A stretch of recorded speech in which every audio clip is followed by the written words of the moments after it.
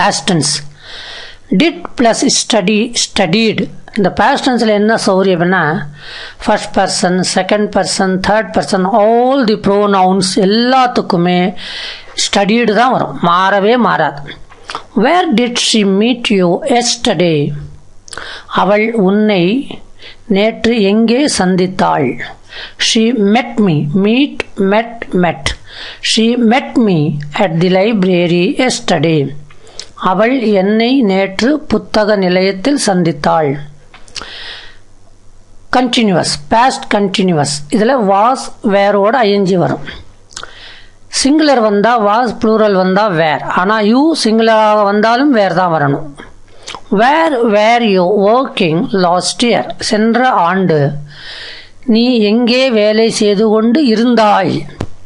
I was working in Delhi last year. சென்ற ஆண்டு நான் டெல்லியில் வேலை செய்து கொண்டிருந்தேன். பர்ஃபெக்ட் டென்ஸில் ஹேட் மட்டும்தான் வரும். I, we, you, they, he, she, it எல்லாத்துக்குமே ஹேட் தான் வரும்.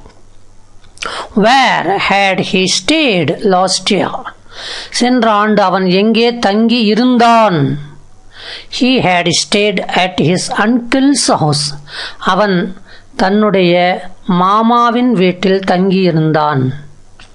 அடுத்து ஃபியூச்சர் டென்ஸில் ஷெல் வில், அதாவது சிம்பிள் ஃபியூச்சர் மட்டும்தான் கொடுத்துருக்கோம். ஏன்னா ஃபியூச்சர் கண்டினியூஸும் ஃபியூச்சர் பெர்ஃபெக்டும் அவ்வளவா நாம் பேசும்போதோ எழுதும்போதோ பயன்படுத்துவது இல்லை. ஆகையினால் இதை மட்டும் நல்லா புரிஞ்சுக்கிறேங்க. Where will you go tomorrow? நாளை நீ எங்கே போவாய்? I shall go to Trichy tomorrow. நான் நாளை திருச்சிக்கு போவேன். இந்த யூக்காக வில் வந்திருக்கு, ஐக்காக ஷெல் வந்திருக்கு.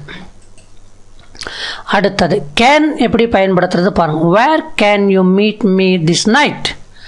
திஸ் நைட் என்ன இந்த இரவுன்னு அர்த்தம் இல்லை, இன்று இரவுன்னு அர்த்தம்.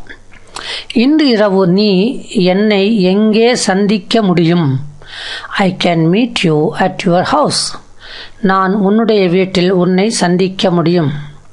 would, where would you like to go?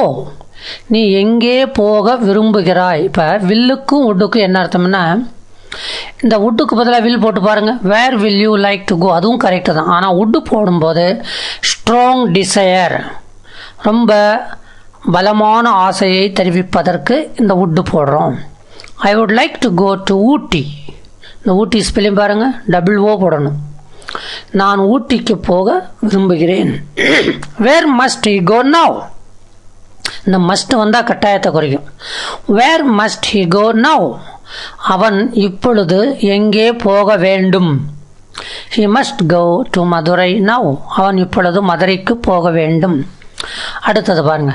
Where must or should we go? மஸ்ட்டுக்கு பதிலாக ஷுட் போடலாமா? போடலாம். We must or should have to பாருங்க, 3 கொடுத்துருக்கோம். மஸ்ட்டும் போடலாம், ஷுட்டும் போடலாம், ஹேவ் டு போடலாம். எல்லாத்துக்கும் என்ன அர்த்தம்னா வேண்டும் அர்த்தம். We must go to the library, we should go to the library, we have to go to the library.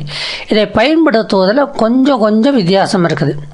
இப்போ we must go to the லைப்ரரினா நாம் புத்தக நிலையத்திற்கு போக வேண்டும்.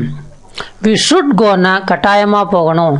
வி ஹேவ் டுனா ஏதோ ஒரு நோக்கத்திற்காக போக வேண்டும். இந்த மாதிரி சின்ன வித்தியாசம்.